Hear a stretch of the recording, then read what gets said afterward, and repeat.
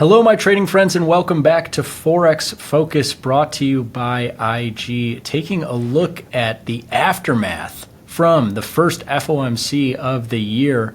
A lot of crazy back and forth price action for Eurodollar in particular coming out of this January Fed. And now as we move into February and potentially the first rate cut in March, we'll see more on that in a second. A lot to do with this major pair. But let's look at the price action coming into and out of the event.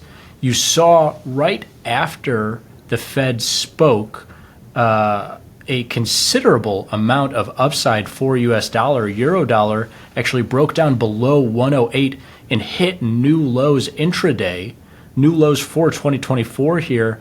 And yeah, some considerably low prices there below 108. You'll keep in mind that the low for the last couple of years since parity was seen a few years ago between this major pair, 105 has really been the low, and so anything below 108 is really a couple of days potential away from that low that we've seen.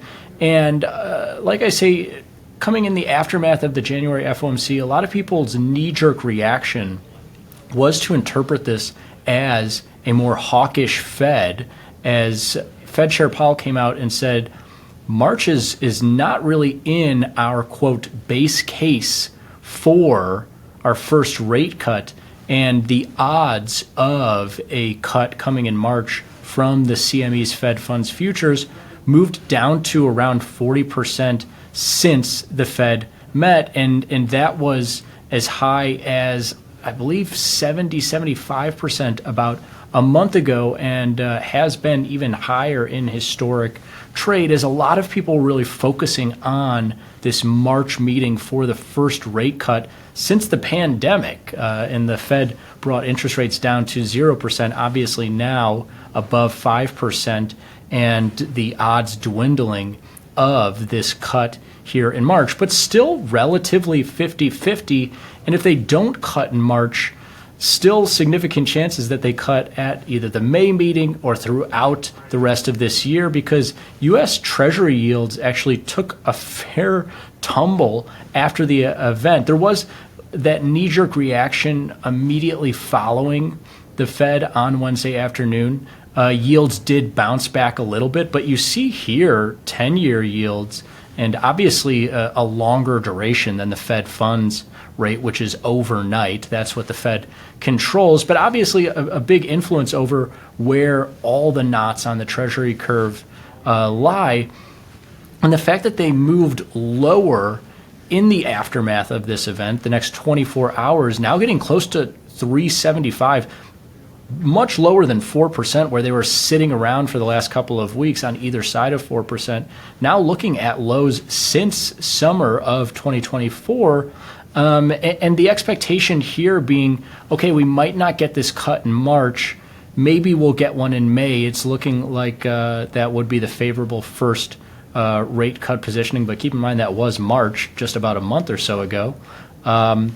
But the expectation is still cuts are coming, at least in the next handful of years, because the 10-year under 4% and the overnight rate being above 5%, there's a divide there. And at some point, one will win out. And I think the Fed did speak to the fact that they are looking at normalizing interest rates lower. And so they're thinking rates are going lower, the market thinking that rates are going lower, but maybe not in the same timeline. And that's why you saw that flurry of US dollar strength as the rate cuts were pushed out at least a couple of months. But you saw this euro market actually bounce back from below 108.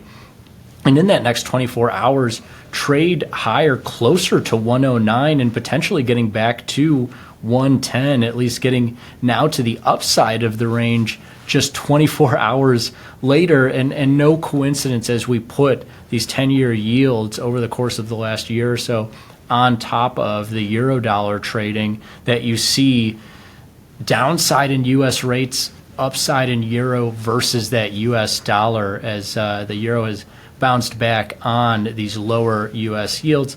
And that makes sense, right? Higher US yields, potentially higher demand for that US dollar to invest at those higher yields. And if the US interest rates are going to be moving lower, especially relative to European interest rates, then people might demand that US dollar less. So we'll see where it all shakes out, because still not at that binary of, 5% or above or 0% interest rates. Every market is really in the middle and hasn't confirmed, one, if the Fed is cutting just yet. They haven't committed to a cut necessarily. And if inflation bounces back, they definitely don't have to cut. They can hike further. But two, what is the timeline for that? And if it keeps getting pushed out, maybe this US dollar will strengthen, especially if the US pushes out their rate cuts to later in the year or even next year if inflation doesn't get down below 2% and the ECB ends up cutting before the US.